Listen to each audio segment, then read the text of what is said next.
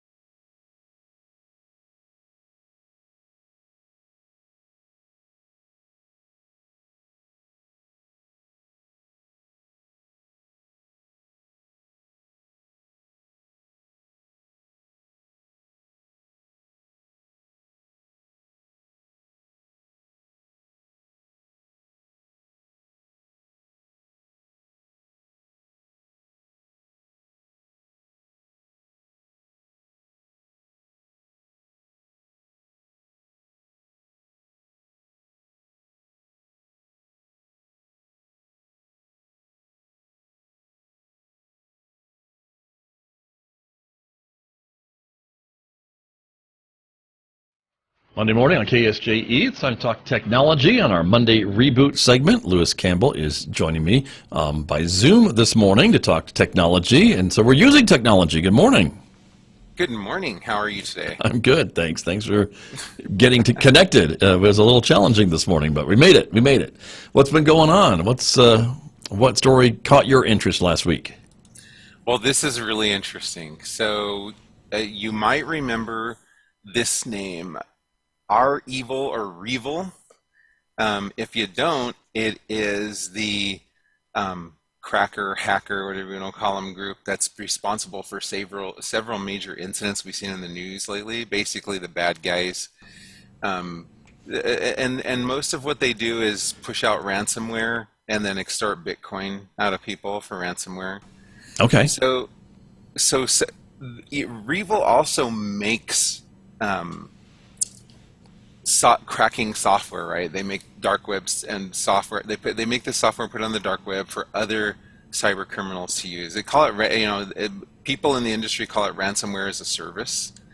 But so now they're quote unquote customers that they, resell their cracking software to other cyber criminals and these message boards in the dark web, they're starting to complain that the Revil software has a backdoor. And so what's happening is that the cyber criminal uses the Revil software, they go out, they compromise somebody's system, they put ransomware on it, and then they go to extort the Bitcoin out of people. And then when they get an actual payment, they get the Bitcoin, Revil is using the backdoor in the software to suck off some of the Bitcoin.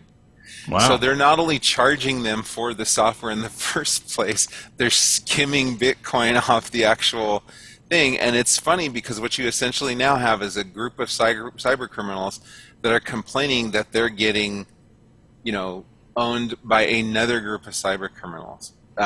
So I just think that's massively amusing.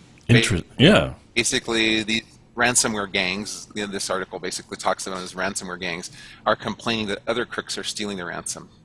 Right. Interesting. And that just makes me laugh. Yeah. Okay. Interesting. Well, mine isn't quite so techie, I'm afraid, but I thought this was kind of cool. This is from Yanko Design, I think is what I'm reading this from, if I have it right. About transforming robotic furniture Who wouldn't love that, right? Yeah. See? And so the idea would be is if you live in a small apartment, this furniture, I guess, mounts to the ceiling, and then it descends to the floor to change the room from like a bedroom to a living room. But when I like that. when you're not using the furniture, they're just, they're suspended on dowels or ropes or whatever, cables probably, and they just roll right back up into the ceiling, and then the bed drops down. And when you're done with the bed, that goes up in the sky, and the coffee table and the chairs come down, and the couch. So apartments can just turn into one-room units, and then you just press the button for whatever room you want to be in, right? Yeah, right. I'm not sure how practical it is for Farmington or San Juan County, but in places with high rents, I could see New York and Phoenix and Denver, Durango, a lot of places might find this interesting, but I'm sure it's not cheap furniture either, right? If it's dropping down from the ceiling. I doubt it. But anyway, I thought that was kind of cool. Well, that brings to mind, to me, it brings to mind like a lot of these science fiction stories where you have people in the future with programmable, malleable matter, right? Where so they walk into a room and they wave their arm or whatever, and then a couch just kind of materializes, gets assembled from raw atoms on demand, and they sit down on it. When they're done, and that goes away, and then a bed assembles from. So it's the first step, right? I guess that could be. That's true. That's true. Yeah. And another story just to share with you real quick, Lewis, is from VentureBeat about WorldCoin. Have you heard about this? No, I have not.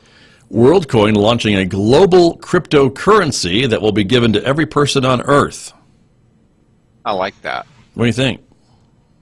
I think that's something I've been waiting to see. I've been thinking ever since Bitcoin became a thing that at some point somebody who the whole thing of Bitcoin is like getting away from individual countries, right? Having a monetary system that no country can control. Right. So the next step would be a group of activists that would say, we're going to build something where we give Bitcoin or some cryptocurrency to everybody in the world. So because governments haven't, these kind of people are the kind of people that want to see like, welfare and, free college tuition and all that kind of stuff.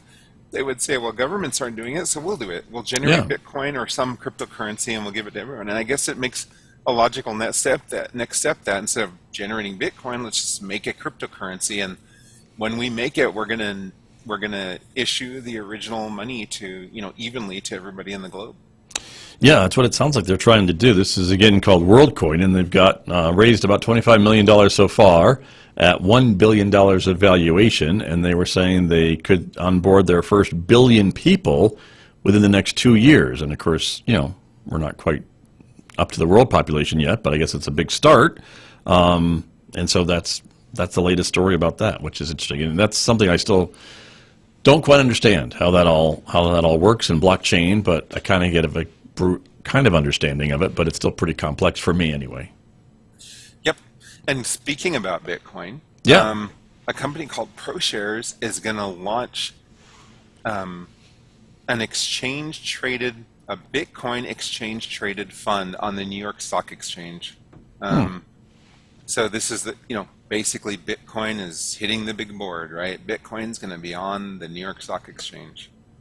Yeah, Bitcoin hit $60,000. I think it was yesterday or the day before. It hit a record again. Yeah, hit a record. It's up at $60,000 a Bitcoin, and every time it hits a new record, I just the country collectively sighs it and thinks, why didn't I buy it when it was like $10 a coin or something like that? Right. Yeah, but then there's a lot of folks that are saying that it's it's a scam and it's not going to last, and some of those other folks too. So it's really interesting to kind of see the different opinions about not just Bitcoin but all cryptocurrencies, right? Oh yeah, I mean everybody's got a different opinion. We'll see what happens in the future. We will. All right. Well, Lewis, we were out of time, but thank you so much for joining me today. I always appreciate it. Hey, thank you everybody, and have a great week. All right, you too. That is Lewis Campbell from Cintigy Computer Systems, my guest here every Monday on our Monday Reboot segment right here on KSJE Farmington. In the 1700s, the United States broke from Great Britain.